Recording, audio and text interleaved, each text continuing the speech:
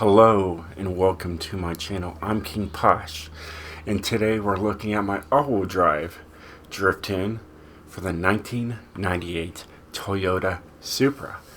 This thing's got almost 1200 horsepower. It's on the stock engine, and yeah, so I'm going to show you guys everything. I'm going to show you guys replay. I'm going to show you the build and the tune.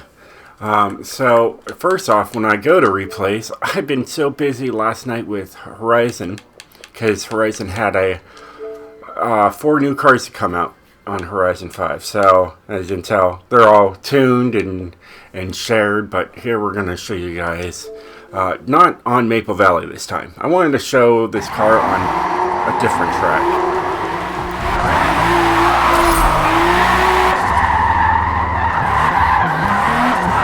Because this is another track a lot of people use when it comes to drifting.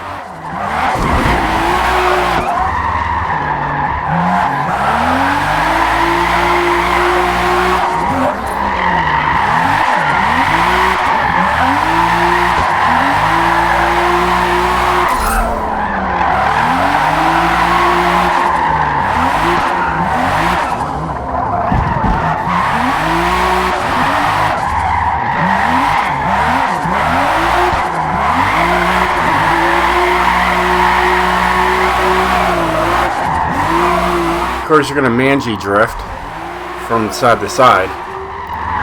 That's what I'm doing there. And then you cross the line you go, and that's just how it is. So there is that. Let's get into this, show you guys everything I've done to it. The car is shared. You can find it. We'll go over that. You know, here you can just fine tune. Let it load. I figured it'd be quicker this way. Alright.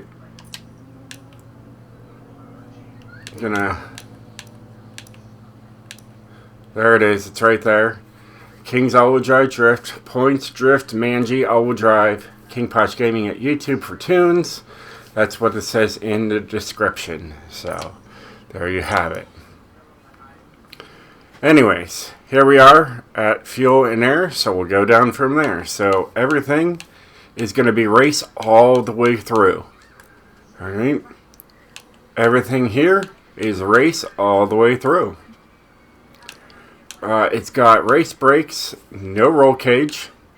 It's as heavy as possible so we can keep it in the S range. I mean, we weigh under 4,000 pounds, and we have 1,200 horsepower, so it really doesn't matter. Alright, anyways, we got anti-roll bars, both race, got drift suspension, and just stock weight. Anything higher, of course, you're going to go up to an R class.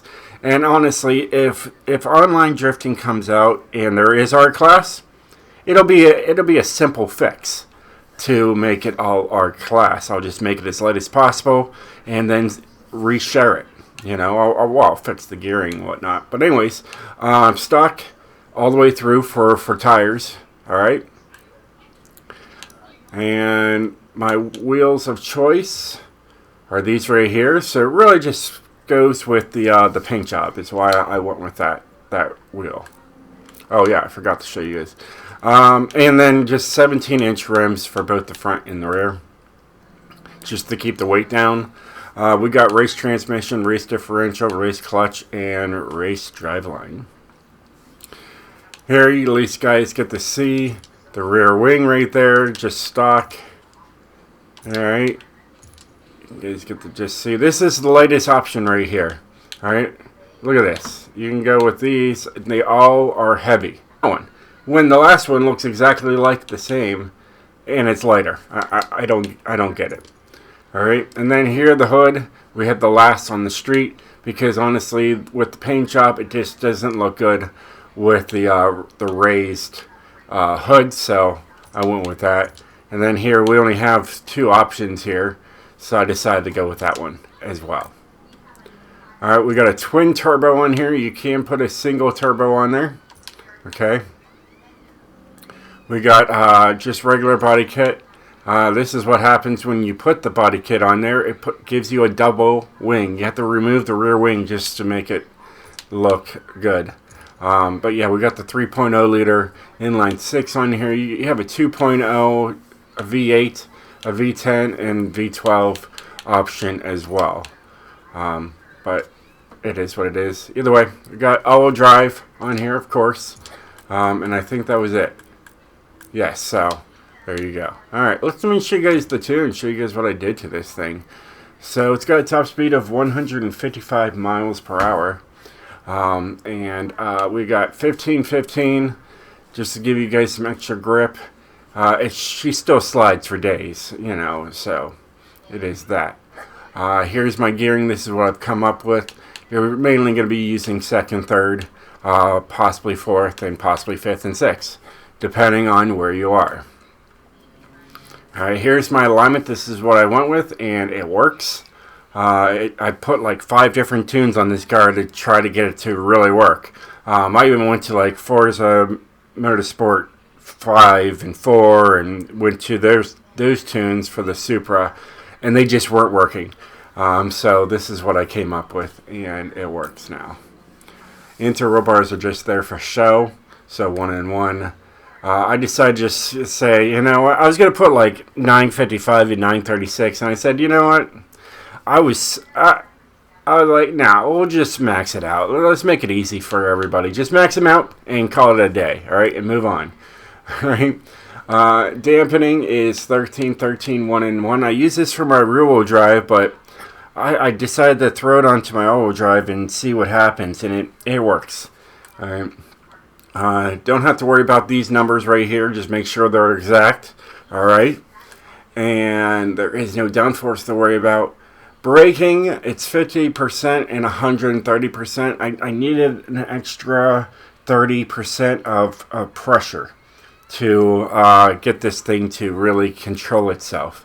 I think the stock brakes itself is too weak. And yeah, and you can always adjust that too and bring it all the way up to 200% if you want to. It's all a matter of preference. Differential is 76, 86, 97, 97, and we're going 90% to the rear on these cars. I'd usually be running like 63, 71, or 86. But on FORZA Motorsport, you can't really do that.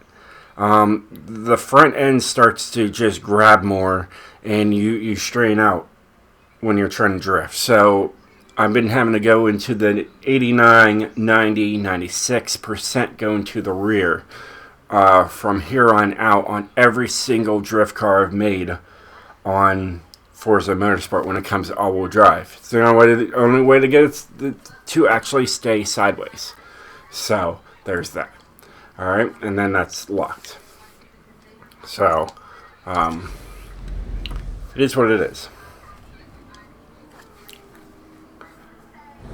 First, I tuned the car on Maple Valley, and then I tuned it on the other track. Of course, because I just know everybody's going to be here if drifting comes on. All right, it's going to be those 2 tracks. We don't really have many good drift tracks on this game. Hopefully, in the future, as they add more tracks to the game, we'll have better drifting opportunities. But she's very smooth.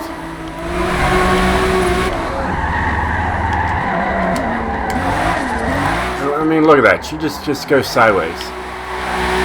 You know, you gotta correct yourself sometimes, or sometimes you don't have to at all. It'll just drift around the whole turn, and you only have to touch the steering wheel. It's really iffy.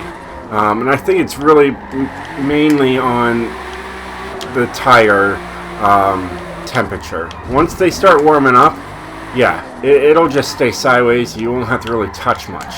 That's the great thing about all-wheel drive is you really don't have to steer as much with the car as you would with a rear-wheel drive, just trying to keep it staying sideways and not spinning out.